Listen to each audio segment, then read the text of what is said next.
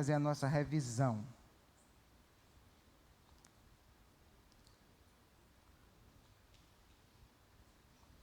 Põe no slide 236, por favor, filho.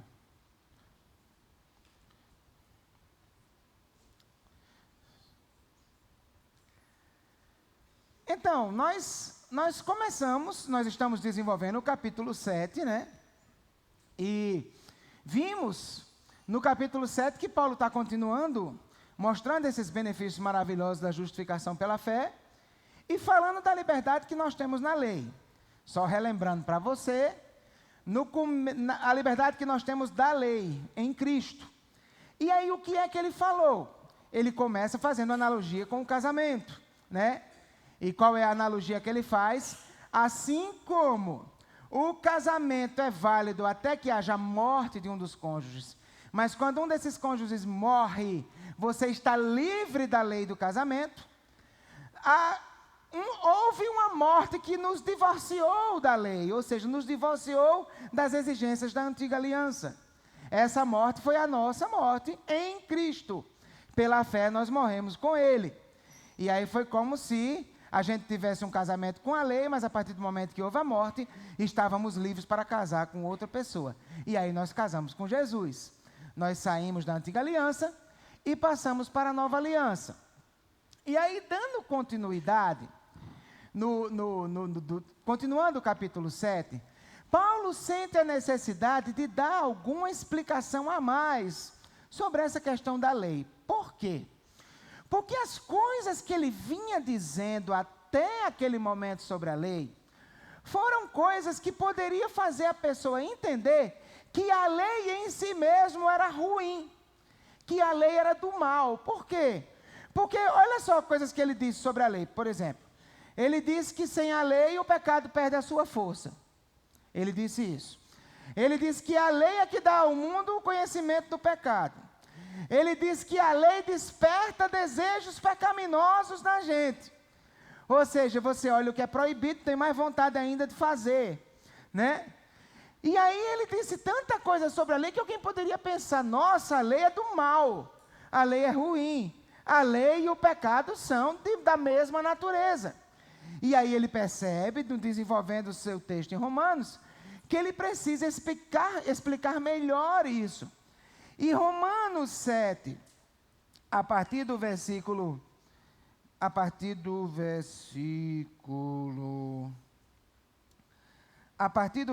7, é exatamente essa explicação melhor que ele vai dar. E aí o que é que ele começa dizendo? Filho, faz o seguinte, volta para o 232 aí, só para a gente fazer, como diria o meu pastor en passant. O pastor Estevão, que era o meu pastor lá em João Pessoa, ele gostava desses termos assim. Então, ele começa dizendo, que diremos então? A lei é pecado? De maneira nenhuma. De fato, eu não saberia o que é pecado, a não ser por meio da lei. Mas, na realidade, eu não saberia o que é cobiça se a lei não dissesse. Pois, na realidade, eu não saberia o que é cobiça se a lei não dissesse, não cobiçarás. Mas o pecado, aproveitando a oportunidade dada pelo mandamento, produziu em mim todo tipo de desejo cobiçoso, pois sem a lei o pecado está morto. Então, o que é que ele vai explicar melhor? Ele diz, olha, a lei é pecado? Não, não pode. Tá? De jeito nenhum. Mas o que é que a lei faz? A lei põe o pecado em evidência. Ou seja, uma vez que ele diz não cobiçarás, você passa a conhecer a cobiça como algo proibido. Está diante de você uma proibição em relação à cobiça. Aí o que é que acontece? Isso desperta em você o desejo de cobiçar. Mas por que desperta? Porque a lei despertou? Não. Ele vai dizer justamente que a lei põe o pecado às claras, e eu expliquei aqui quarta-feira passada que ele usa a palavra pecado em dois sentidos.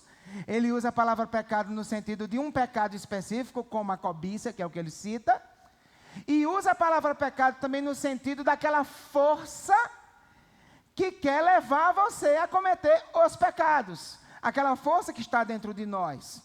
Então, esse pecado com P maiúsculo, essa força, aproveita a situação que a lei proporciona, que é o quê? Fazer você pensar em cobiça. E aí esse pecado que existe em você, inclina você para a cobiça. Então, em outras palavras, o que ele está dizendo? Dizendo, olha, a culpa não é da lei, a culpa é do pecado. A lei apenas põe um pecado em evidência e o pecado aproveita essa situação para fazer você desejar cometer um pecado. Esse pecado que a lei evidenciou. Estão lembrados, né? Deu para entender? Ok? Então, o que é que acontece? Aí ele vai e continua.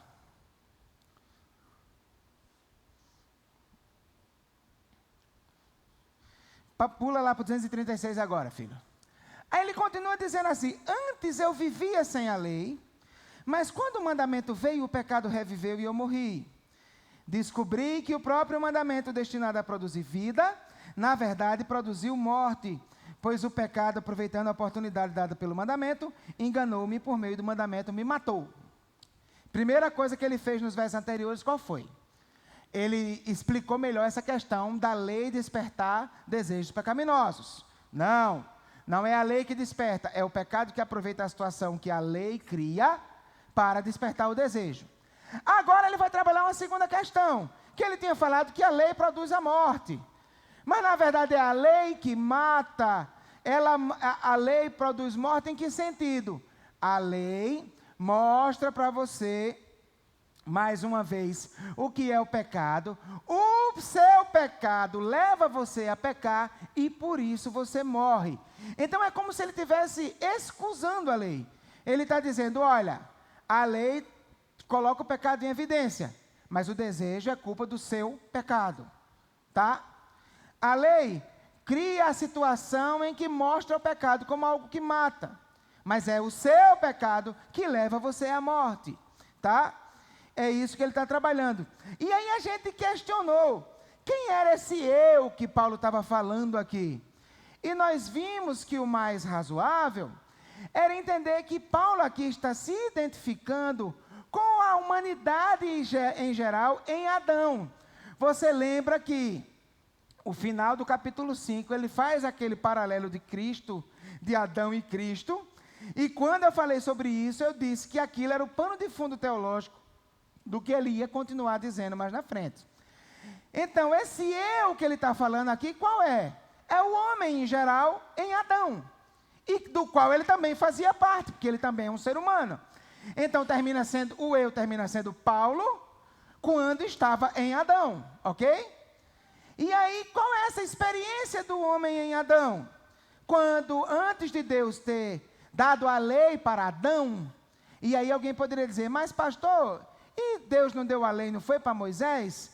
Na verdade, a lei escrita sim, mas Deus já tinha dado um mandamento para Adão, né? Já havia um preceito para ser obedecido. Qual foi o mandamento? Comerás de todas as árvores do jardim, menos da árvore que está no meio do jardim, a árvore do conhecimento do bem e do mal. Então, o que é que acontece? Enquanto não havia lei, Adão vivia. Houve lei, aí o pecado aproveitou-se da situação. No caso de Adão, o pecado estava personificado na figura da serpente. E Paulo diz que o pecado cria um engano, que foi exatamente o que a serpente fez com Adão e Eva. Produziu um engano. Você lembra qual foi o engano? Deus tinha dito, não coma, porque se comer você vai morrer. E aí a serpente diz, não é bem assim como Deus estava falando. Você não vai morrer. O que Deus não quer é que vocês sejam como Ele, conhecedores do bem e do mal. Essa expressão, conhecedor do bem e do mal, na cultura hebraica antiga, significa adquirir a independência. Então, a criança, enquanto está debaixo da tutela dos pais, fazendo a vontade dos pais, ela ainda não conhece o bem e o mal. Mas a partir do momento que ela quem vai tomar a decisão do que é certo e do que é errado, ela se tornou conhecedora do bem e do mal. Essa é a lógica dessa expressão no Antigo Testamento. Então, o que foi que a serpente disse para Adão e Eva? O que Deus não quer é que vocês comam desse fruto, porque se vocês comerem desse fruto, vocês agora vão se governar. Não vai ser mais Ele que vai governar vocês. Vocês não vão depender dEle para dizer o que é o bem e o mal. São vocês mesmos que vão decidir o que é o bem e o mal. Em outras palavras, vão fazer o que vocês quiserem fazer. Vocês serão autônomos como ele é autônomo. Então e aí, em outras palavras, o que a serpente estava dizendo para Adão e Eva? É muito melhor vocês desobedecerem o mandamento dele, é muito mais vantajoso para vocês, do que vocês obedecerem ao mandamento dele. Se vocês obedecerem ao mandamento dele, vocês vão estar sendo simplesmente meninos, fazendo a vontade dele. Se vocês desobedecerem, vocês vão ser senhores de si mesmos. Deu para entender? Está sendo claro isso aqui? Então, resultado, esse engano, segundo Paulo fala, parece que é o que o pecado faz com a gente até hoje. A palavra de Deus está aí, cheia de preceitos para nós. Deus fazendo exigências, fazendo proibições, direcionando a nossa vida. E aí o que é que acontece? O pecado, que agora não é mais Satanás incorporado numa serpente, mas o próprio pecado que habita dentro da gente, ele engana a humanidade. E o que é que ele diz? É melhor desobedecer. É muito mais legal, vocês vão tirar muito mais proveito, vai ser prazeroso, vocês vão ser senhores de si, vocês vão desfrutar das coisas boas dessa vida. E aí, resultado, qual é o problema? O mandamento? Os mandamentos? Não, o problema é o pecado. Ele aproveita o mandamento, cria um engano e nos leva a pecar. E uma vez que nos leva a pecar, nos leva à morte. Ok? Deu para entender? Então, é isso que Paulo está desenvolvendo até aqui. Aí, resultado. Pula agora para...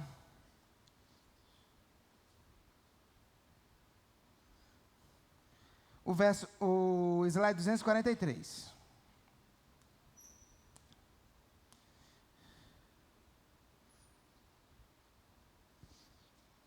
Eu acho que a gente ainda chegou até aí na quarta passada. Eu agora estou em dúvida. Se a gente chegou a ver essa... Viu, não viu? Vamos então, mas vamos só fazer aquela revisão rápida para chegar no de hoje. Aí Paulo continua dizendo assim, ó. De fato a lei é santa e o mandamento é justo, é santo, justo e bom. E então o que é bom se tornou em morte para mim? De maneira nenhuma, mas para que o pecado se mostrasse como pecado, ele produziu morte em mim por meio do que era bom, de modo que por meio do mandamento ele se mostrasse extremamente pecaminoso. O que é que Paulo está dizendo aqui? Paulo está falando, agora Paulo complementa aquela resposta que ele tinha dado de forma curta e grossa, né? Qual foi a pergunta que tinha sido feita? A lei é pecado? Aí ele deu uma pergunta curta e grossa, né? De maneira nenhuma. Agora ele vai responder de forma mais clara. Não, por que não? Porque a lei é santa, justa e boa. E por que a lei é santa, justa e boa? Porque é a lei de Deus. Ela vem de Deus e Deus é santo, justo e bom. A lei, ela corresponde à natureza daquele que a estabeleceu. Então a lei é santa, justa e boa. Aí você diz, e uma coisa boa? E uma coisa boa produziu morte, né? Uma coisa boa se transformou numa coisa ruim. Aí o que é que Paulo vai fazer a gente perceber? É como se Paulo estivesse dizendo, olha como o pecado é ruim. Olha como o pecado é extremamente pecaminoso.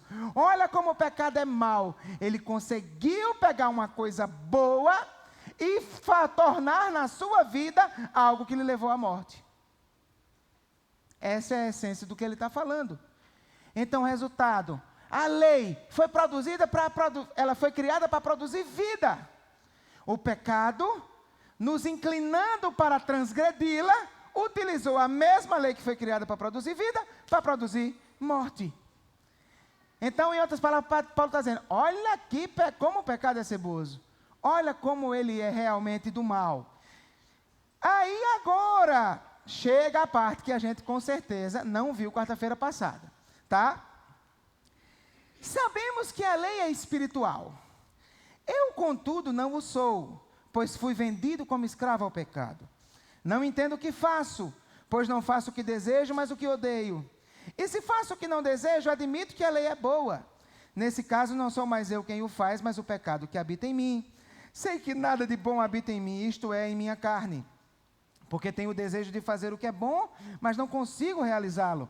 Pois o que faço não é o bem que desejo, mas o mal que não quero fazer, esse eu continuo fazendo. Ora, se faço o que não quero, já não sou eu quem o faz, mas o pecado que habita em mim. Queridos, olha só. Se você prestar atenção, o eu apareceu de novo aí, né? Tem um eu novamente aí, né? E a questão aqui agora será que esse eu se refere ainda ao mesmo eu que ele vinha desenvolvendo antes? Ou agora ele está entrando com um outro eu no seu texto, né? Na sua produção aqui? Será que esse eu é o mesmo? Veja só. Vamos dar uma olhada naquele texto de novo em que o eu apareceu a primeira vez? Para a gente perceber se tem um elemento que conecta esses dois eus, fazendo deles um só, ou se teria alguma coisa que faria com que esses eus fossem coisas diferentes. Vamos lá? Volte para o slide 237, por favor, filho. Vamos dar uma olhada aqui. Antes eu vivia sem lei. Mas quando o mandamento veio, o pecado reviveu e eu morri. Descobri que o próprio mandamento destinado a produzir vida, na verdade, produziu morte. Pois o pecado, aproveitando a oportunidade dada pelo mandamento, enganou-me e por meio do mandamento me matou. O que é que você consegue observar de padrão nesse texto aí? E eu vou dar logo uma pista para a gente não passar a noite toda quebrando a cabeça, né? Nos verbos desse texto. A professora já olhou e os verbos todos estão no passado.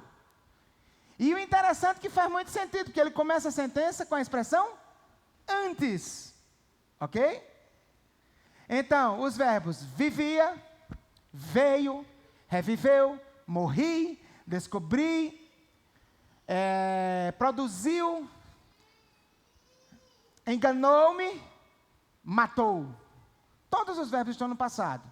Agora vamos dar uma olhada de novo nesse eu, do slide 244.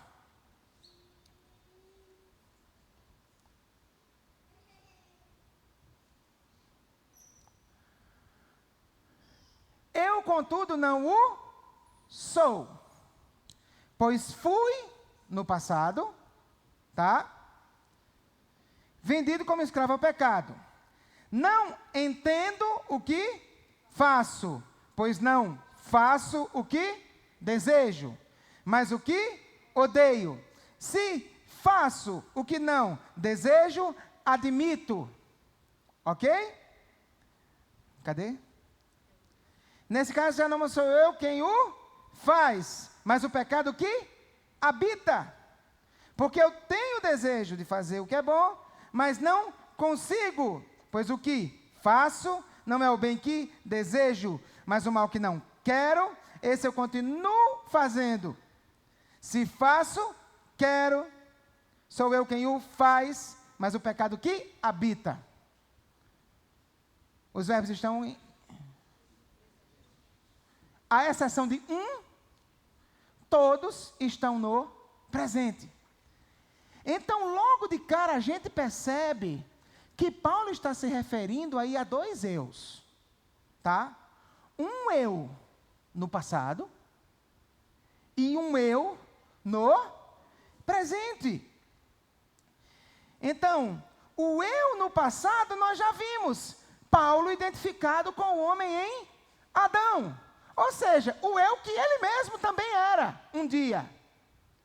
Mas agora nós estamos vendo um eu no presente, um eu que ele é hoje. E esse eu que ele é hoje é identificado com quem?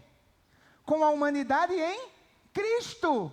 Lembra que o grande lance aqui é Adão e Cristo, Adão e Cristo, Adão e Cristo. Ok? Então, o que acontece? A experiência daquele primeiro eu é a experiência de Paulo enganado pelo pecado e condenado à morte eterna, junto com Adão. Essa experiência agora não é mais a experiência do Paulo do passado, é do Paulo do presente, é do Paulo crente, é do homem em Cristo, do homem regenerado. Só que esse homem regenerado continua sofrendo os efeitos da escravidão a qual ele foi submetido no passado, porque o único verbo no passado é fui vendido. Estão conseguindo entender? Então, o resultado, você lembra que eu falei aqui, que... Eita, minha cabeça hoje está horrível. Como é que pode? O cara começa uma frase no meio do caminho, já esquece o que ia dizer. Isso é o Alzheimer de quem não dormiu. Espera aí. Eu falei aqui... Não vou lembrar, não. Vamos seguindo, que de repente vai acontecer. Tá? Me lembrei. Lembra que eu falei aqui que em Romanos está de forma muito forte, muito presente, aquela tensão que é comum no Novo Testamento, do já e do ainda não, do reino. Você lembra que em Romanos tem hora que o texto diz que você foi liberto do pecado, mas tem hora que o texto diz para você não ser escravo do pecado? Mas como é que pode, se você já está dizendo que eu não sou escravo, como é que você pode me mandar não ser escravo? Como é que o texto diz que eu fui liberto, ele vai me mandar me libertar? Justamente por quê? Porque ele parte daquela ideia que em Cristo já lhe foi conferido um status livre, santo, amém? Mas que esse status está se transformando em prática num processo crescente. Então você já é santo, mas ainda não é santo. Você já é santo porque Cristo lhe fez assim. Ele lhe conferiu esse status santo, separado. Por isso, Paulo aos santos da igreja, não sei de onde, né, que ele coloca na introdução das suas cartas. Você já é santo, mas você ainda não é, porque você ainda está se santificando. Correto? O já e o ainda não. Ok? Você já é livre do pecado. Não é mais escravo do pecado. Amém? Mas o pecado ainda manda em você de vez em quando. Então você ainda está se libertando nesse processo. Então o que é que acontece? Paulo vai mostrar justamente o quanto o pecado, tá, que utilizou a lei para nos levar à morte, ainda hoje continua nos massacrando. E que nós precisamos ter consciência disso, tá? E aí, o que é que ele vai dizer? Próximo slide. Sabemos que a lei é espiritual. Eu, contudo, não o sou, pois fui vendido como escravo ao pecado. Não entendo o que faço, pois não faço o que desejo, mas o que odeio. E se faço o que não desejo, admito que a lei é boa. Nesse caso, não sou mais eu quem o faz, mas o pecado que habita em mim. Então, queridos, Paulo agora, quando ele fala da lei, certamente ele não tem mais em mente somente o Pentateuco, a chamada lei de Moisés. Paulo tem em mente a Escritura como um todo, porque o Novo Testamento, em várias situações, se refere à Escritura como a lei de Deus. A lei de Deus, eu amo a tua lei. Essa lógica é a lei de Deus no geral, a palavra de Deus como um todo. E aí o que é que Paulo começa dizendo? Paulo diz, olha, a lei é espiritual. A palavra de Deus é espiritual. O que é que ele quer dizer com isso? Ele está falando que a origem da palavra é o Espírito Santo de Deus. Essa é a perspectiva inequívoca dos autores da Bíblia, tanto no Antigo como no Novo Testamento. Então, por exemplo, pensando nos autores do Novo Testamento de forma especial, próximo slide, por favor. Veja o que o próprio Paulo vai dizer em outro momento no livro de Atos. Depois de Paulo ter feito essa declaração final, aí olha a declaração. Bem que o Espírito Santo falou aos seus antepassados por meio do profeta Isaías. Então, para Paulo, o texto de Isaías era quem que estava falando? O Espírito Santo. A origem do texto de Isaías não é da cabeça de Isaías. A origem do texto de Isaías é o Espírito Santo. Pedro vai ter a mesma perspectiva. Quando o próximo slide, meu filho, quando ele vai dizer lá em 2 Pedro 1, 20 e 21, nenhuma profecia da Escritura provém de interpretação pessoal, pois jamais a profecia teve origem na vontade humana, mas homens falaram da parte de Deus, impelidos pelo Espírito Santo. Eu já expliquei isso aqui em outras situações. Essa expressão impelido é muito importante, é o verbo grego phero, que tem o sentido de conduzido por coerção, conduzido à força. É como uma mãe quando agarra no braço do menino e diz, vamos. Aí o menino, se o menino disser, não, mas eu quero ir para ali, né? Ele vem à loja de brinquedo, não, está na hora de ir embora, né? Então, o que é que acontece? Os autores da Escritura, eles caminharam com suas próprias pernas quando escreveram. Usaram sua linguagem, seu estilo, sua maneira de entender o mundo, mas o Espírito Santo estava aqui no braço. Se ele fosse escrever qualquer coisa fora do que Deus quisesse, epa, para cá. Vamos aqui, tá? Então, o Espírito Santo os compeliu. A origem da palavra é o Espírito Santo. O próprio Jesus vai concordar com isso. Em Marcos 2,36, isso aqui são palavras de Jesus, tá? Ele dizendo, o próprio Davi falando pelo Espírito Santo. Aí cita um salmo de Davi. Então, resultado, quando Jesus se refere ao texto que Davi escreveu no passado, o salmo que Davi escreveu, ele entende que não era Davi que estava falando. Quem estava falando? O Espírito Santo por meio de Davi. Então é isso que Paulo quer dizer, cara, a lei é espiritual, a lei é santa, a palavra de Deus é pura, é maravilhosa, é uma bênção. O problema é que eu não sou. O problema não está nela, o problema está em mim. A lei é espiritual, mas eu, no passado, fui vendido como escravo ao pecado. E eu carrego os efeitos dessa escravidão até agora. Não sei se você é familiarizado, gosta de ler sobre a história do Brasil, mas tem muitas narrativas sobre o tempo do Brasil Império, quando a princesa Isabel promulga a Lei Áurea e decreta a abolição da escravatura. Muitos escravos simplesmente não conseguiam se adaptar à vida livre.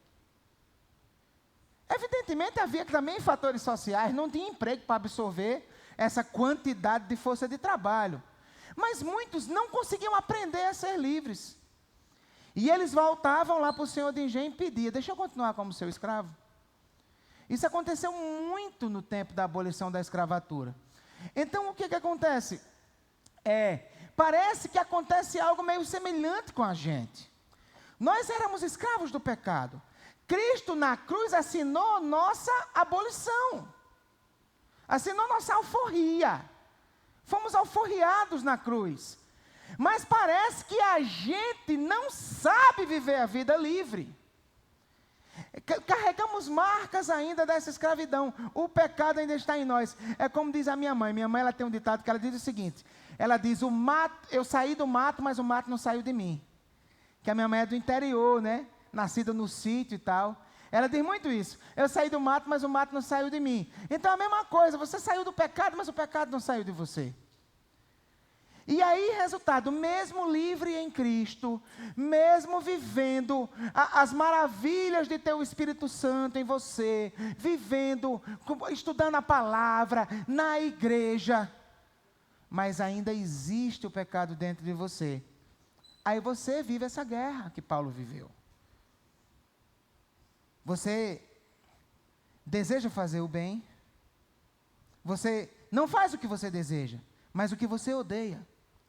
E aí ele diz, e se faço o que não desejo, admito que a lei é boa, ou seja, e se eu estou fazendo aquilo, mas aquilo lá no íntimo não é o que eu queria fazer, então eu mesmo estou reconhecendo, o problema não é a lei, o problema sou eu. Eu queria cumprir a palavra, eu queria cumprir a lei, eu sei que a lei é boa, mas eu não faço o que eu sei que é o certo, mas não faço o que é certo, que eu sei que é o certo.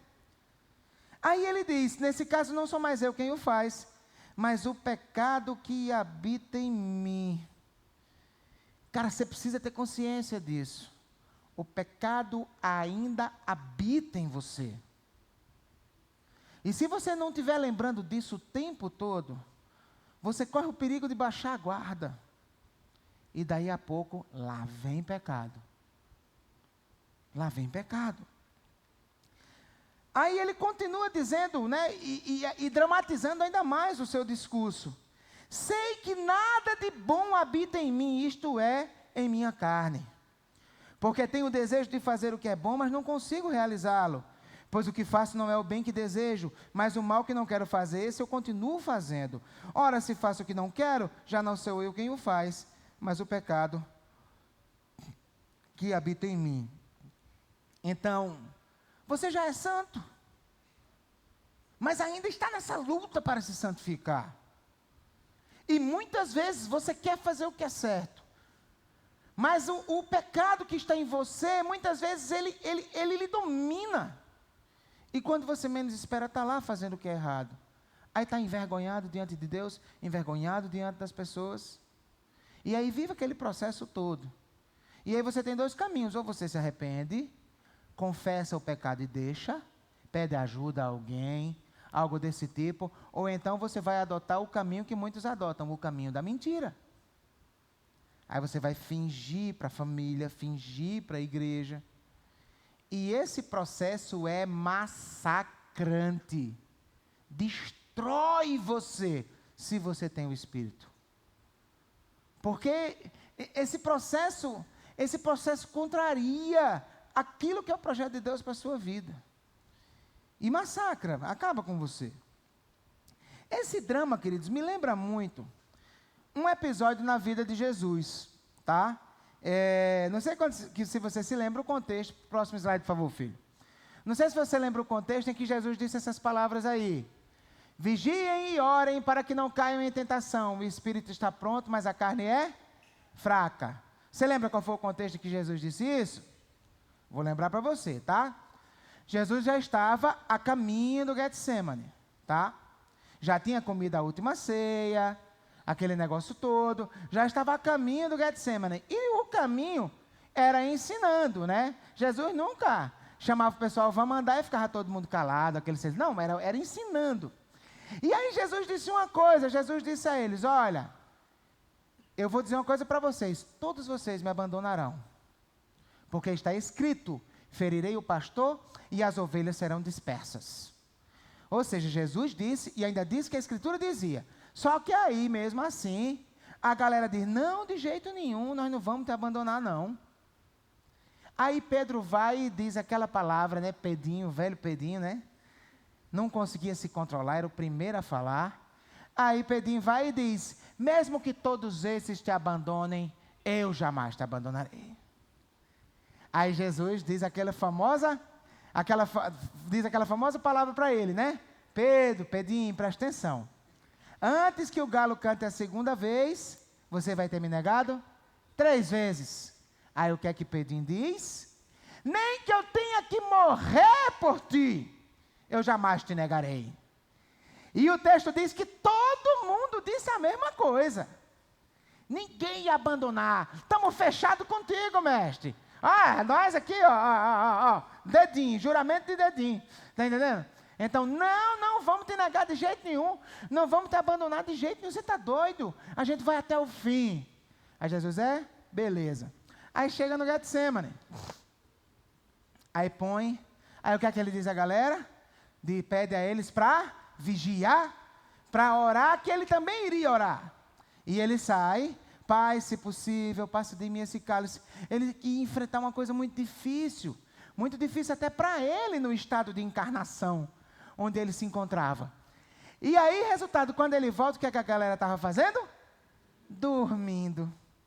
Ou seja, tecnicamente falando, quem não precisava orar estava orando, e quem precisava muito orar estava dormindo, né?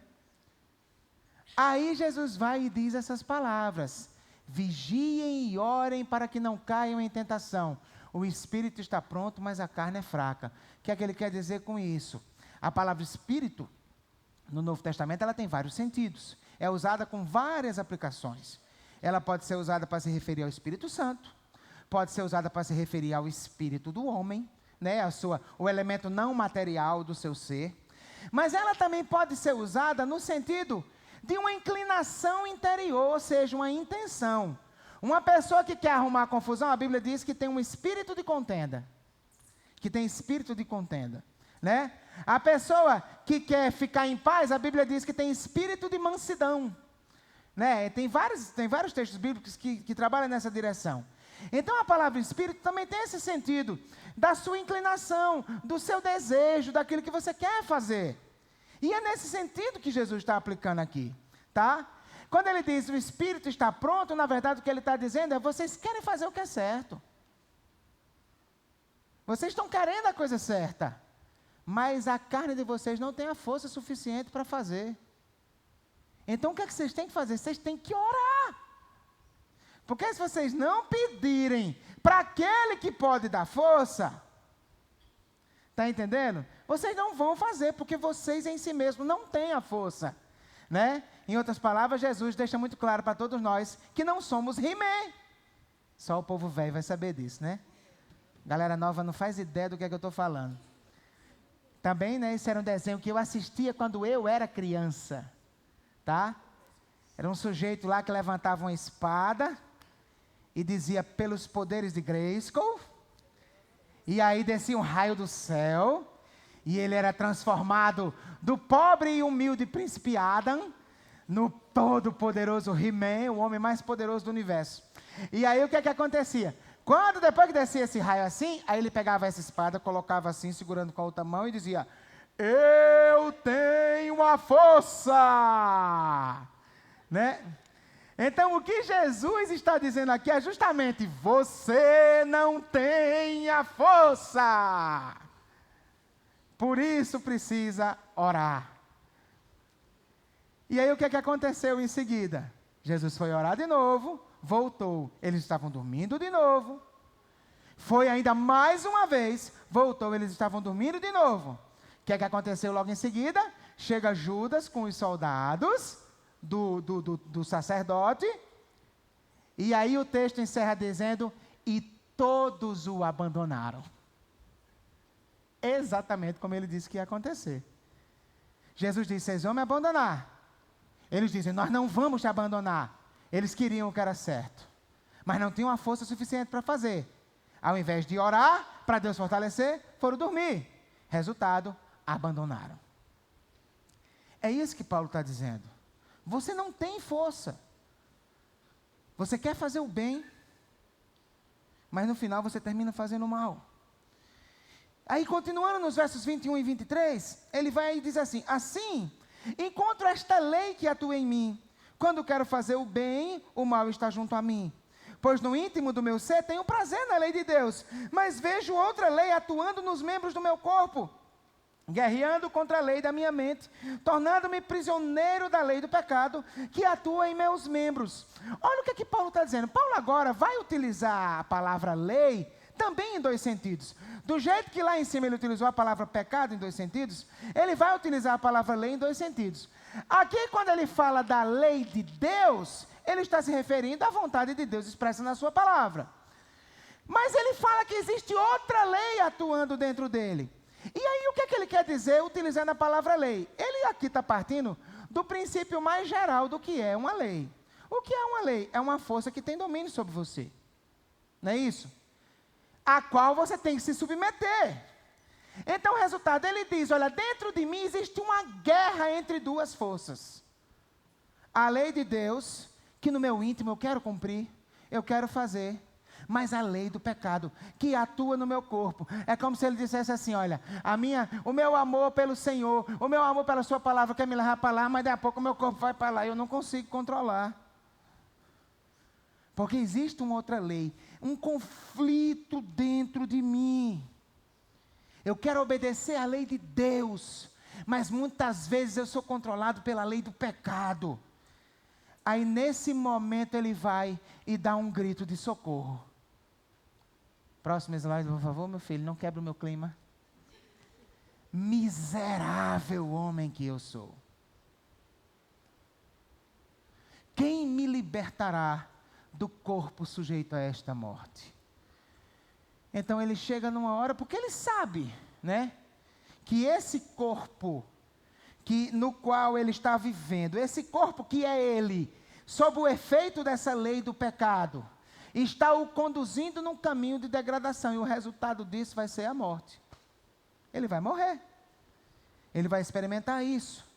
E aí, resultado, ele diz: cara, será que tem alguém que pode me socorrer? Será que tem alguém que pode me libertar desse corpo escravizado ao pecado que eu tenho hoje? Aí a resposta que ele mesmo dá, né? Então, em outras palavras, ele pareceu aquela galera que estava chamando o Chapolin Colorado, né?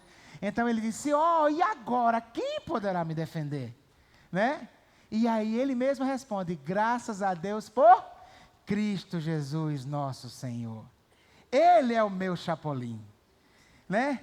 Ele é aquele que tem condições de me libertar desse corpo que eu tenho hoje, que me impede de fazer o que eu mais quero, que é a vontade do meu Deus. Esse corpo humilhado, esse corpo refém do pecado, esse corpo que eu estou vivendo contaminado, esse corpo que vai envelhecendo, que vai se corrompendo em todos os sentidos que essa palavra possa ter. Jesus Cristo me liberta dele. E aí, ele diz, graças a Deus por Jesus Cristo, nosso Senhor, de modo que com a mente eu próprio sou escravo da lei de Deus, mas com a carne da lei do pecado. Ou seja, eu não tenho como conquistar com as minhas próprias forças. Com a mente eu sou escravo da lei de Deus, eu quero fazer o que é certo, mas a carne é fraca. Com a carne eu sou escravo da lei do pecado. Então não é graças a mim, é graças a Deus por Cristo Jesus. Passa para o próximo, por favor, filho. Perceba que Paulo, ele tem essa ideia muito clara, que esse corpo que a gente tem hoje é um corpo miserável. Esse corpo que nós vivemos hoje é um corpo que se degrada e que se inclina para o pecado. Mas ele sabe que nós, crentes, que vivemos hoje nesse corpo, enfrentamos essa guerra da lei de Deus, de um lado, que a gente quer cumprir, e a lei do pecado, que inclina a gente para fazer o que não agrada a Deus. Mas ele sabe que Jesus um dia nos redimirá desse corpo e nos dará um corpo novo. Olha o que é que ele diz aqui em Filipenses 3, 20 e 21. A nossa cidadania, porém, A nossa cidadania está onde? Nos céus, de onde esperamos ansiosamente um Salvador, o Senhor Jesus Cristo.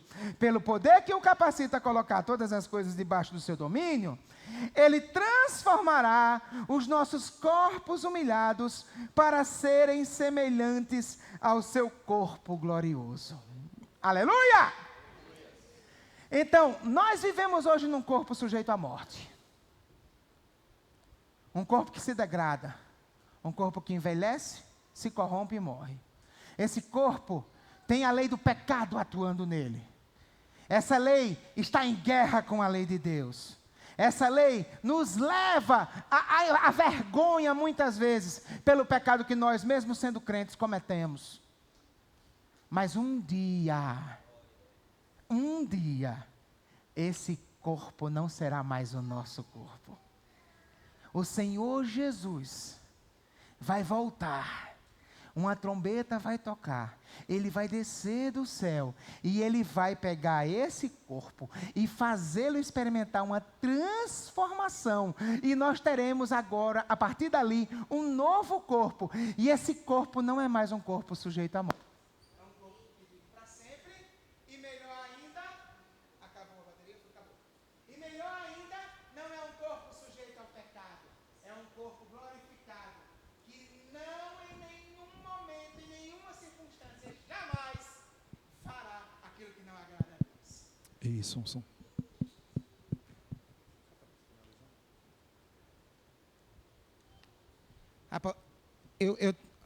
Alô? Se ligar fica melhor. Oi, eu acho que ligaram o outro. Alô? Eu tenho certeza que tem uns demônios especializados em atuar somente em som de igreja, porque não é possível. Na hora que o cara está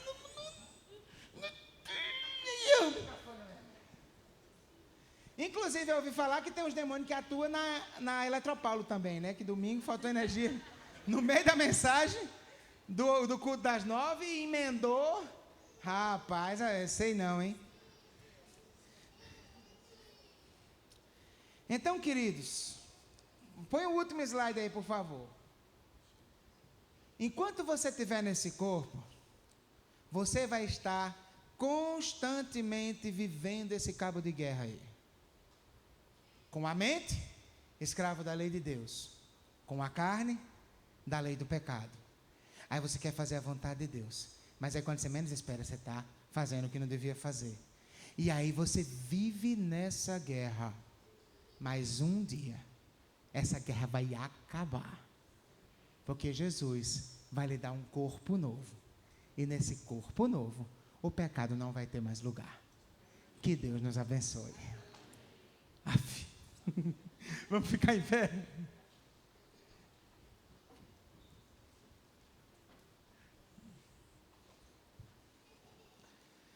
Pai querido, muito obrigado, Senhor, por tua palavra, pelo quanto nós podemos aprender, ser edificados. Obrigado porque a tua palavra, Pai, tem o poder de nos precaver. A realidade, ela é importante para nos precaver. Nós vivemos essa guerra e precisamos estar cientes disso. Não podemos dar moleza para o pecado. Não podemos, Senhor, ficar na beirinha do precipício, brincando. Não, Senhor, que nós caminhemos para longe do pecado. Porque o nosso corpo, a qualquer momento, pode trair o nosso desejo. E nós podemos ser levados pelo pecado que habita em nós, Senhor. Pai, essa guerra é uma guerra difícil de travar.